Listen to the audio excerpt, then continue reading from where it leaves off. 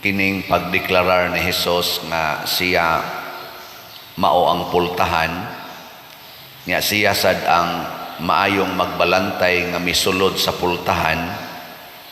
Murag lisod imagino, no? Ingon siya, ako maayong magbalantay, muagi gyud ko sa pultahan, kanang mukatkat gikan sa kilid, mao na siya kawatan.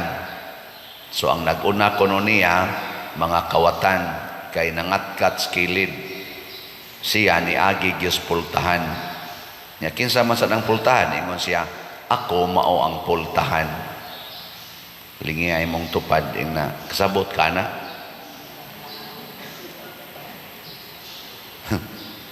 Lisod sa no.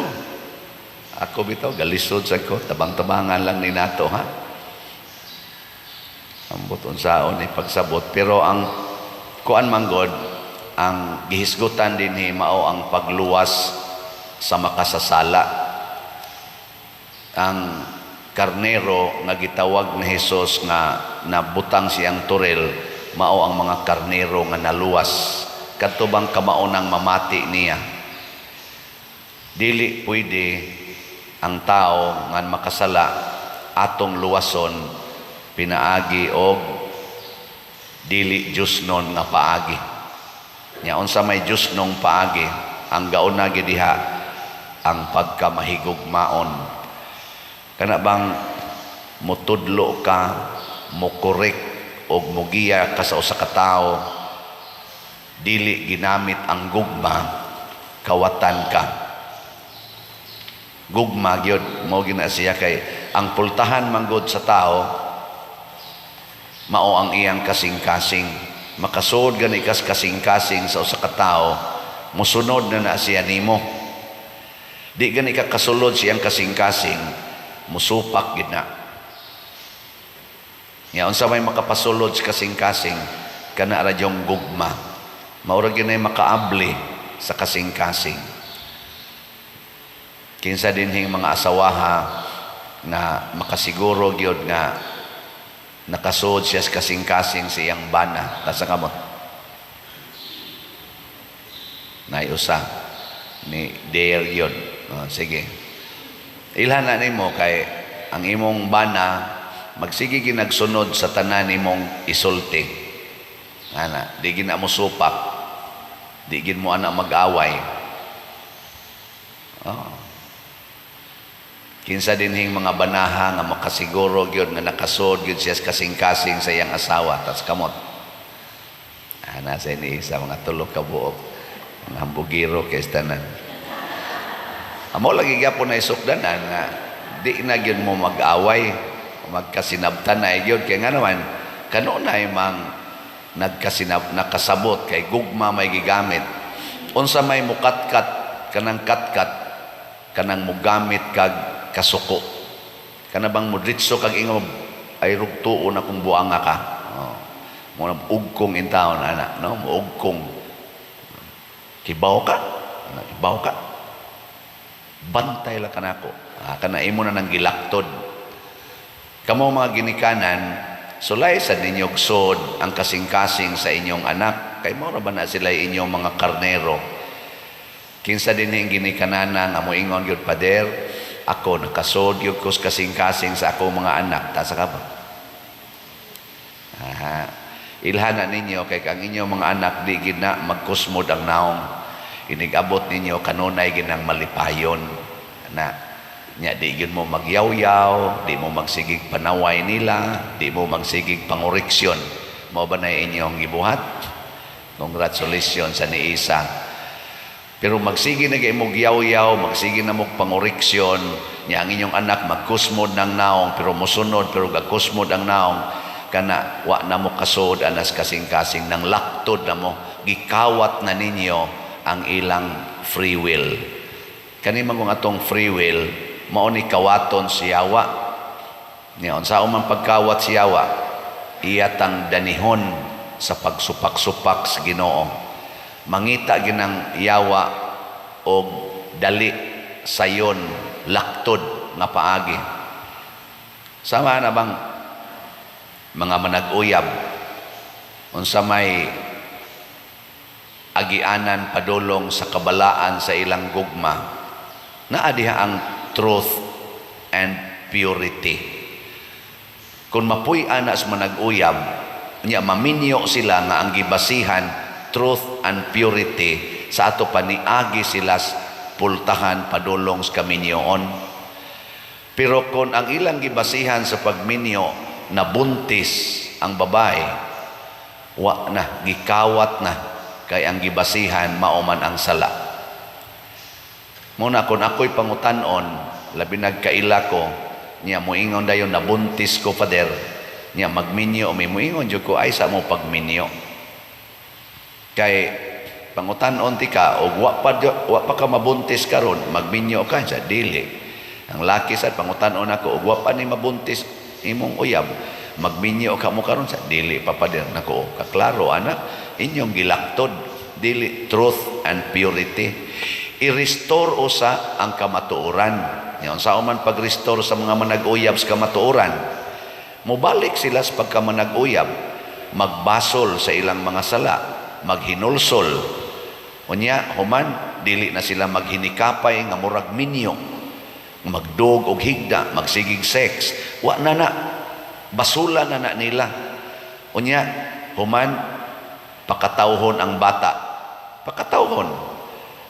Unya, inikataos bata, butangan pagyog mga 10 o sa katuig.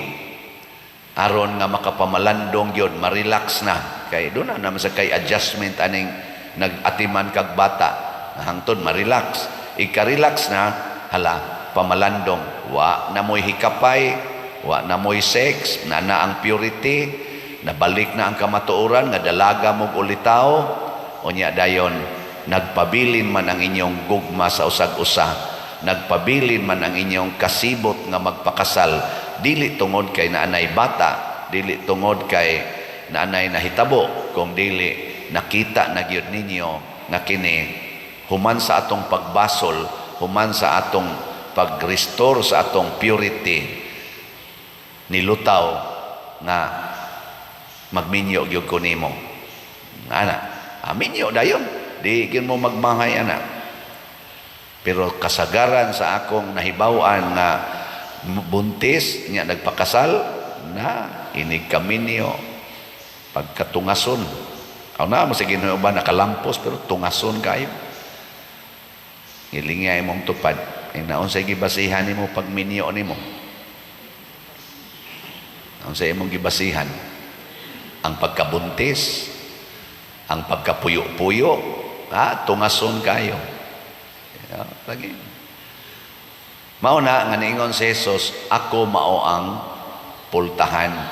Diri sa unang pagbasa, si Pedro nga nagtuman sa sugo ni Jesus, gisaway siya.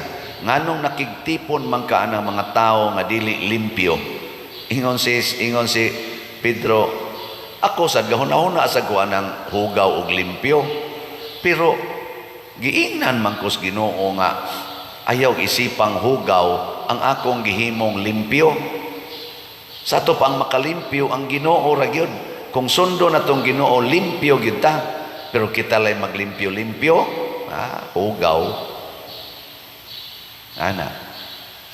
Niya unsa may timailhan nga nagsunod tas Ginoo, kana gyong pagka alinggat nato ba nga maglikay ta sa sala. Nya unsa man say timailhan nga naglikay na ta sa sala, ilingi ay mong tupad. Ing na kay sa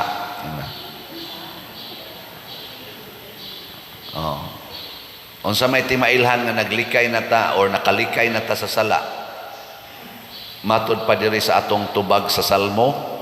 Unsa to atong tubag? Giuhaw ang akong kalag sa buhi nga Dios, magsige na kag pangita o Ginoo. Bisag wa pa kakainom og tubig, okay ra. Bisag wa kay kaon, okay ra. Bisag wa kay kwarta, okay ra. Bisag sawayon ta, okay ra. Bisan pag mapobre ta, okay ra gyud. Di na ta maratol ana. Ngano man ang ato ra gyung gipangita, mao ra gyud ang Ginoo. Kay pasabot ug wa na kay sala ang imong kalag ug ang Ginoo suod na kaayo. Nya mao na ang katagbawan. Last nga lingi ing na okay ra kag way kwarta. Ana kay usahay ra ba ang atong gipangita kwarta. Unya ang Ginoo ato pagyong gamiton aron ta makakwarta. Niya unsa may atong kasagaran nga igamit sa Ginoo para makakwarta, ipamagic nato sa Ginoo ang atong mga panginahanglag kwarta. Ginoo, Ginoo tagaay kog trabaho. Ginoo makadaog ta kog loto.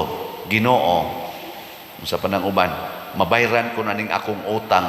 Ginoo maka-abroad unta ko. Nay uban, Ginoo makauyab unta kog foreigner aron maluwas ko aning akong panginahanglan. Manglaktod ba? Pinpal-pinpal na lang. Sus, di apay labi nagnapaangkan o niya gibiyaan sas nakapaanak. Ari na lang ta mangita ning foreigner pabuhion tanis bata. Anto dayon. Kwarta ang gipangita. Dili Ginoo pasabot naglunang pakasasala.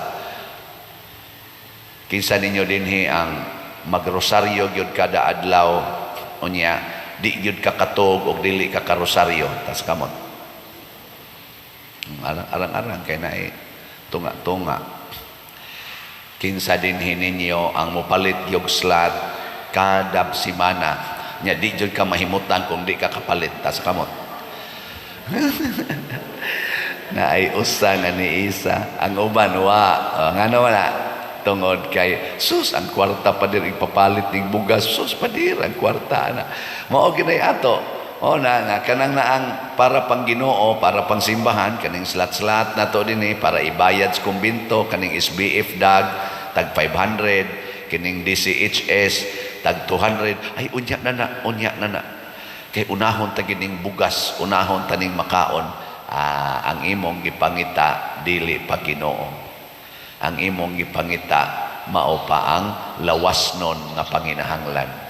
Naa pa kay sala kay nahimo man kang lawasnon. Mo na matud pa ni Kristo, kinahanglan moagi mo nako. I am the way, the truth and life. Do na pa ba kay pangitaon kung naana nimo ang way, naana nimo ang truth, naana nimo ang life, wala ka nang hahanapin pa. Everything will follow. Ayaw palipat, basig sige kag pangitag kwarta, nya imong gisalikway ang tuburan sa tanang grasya.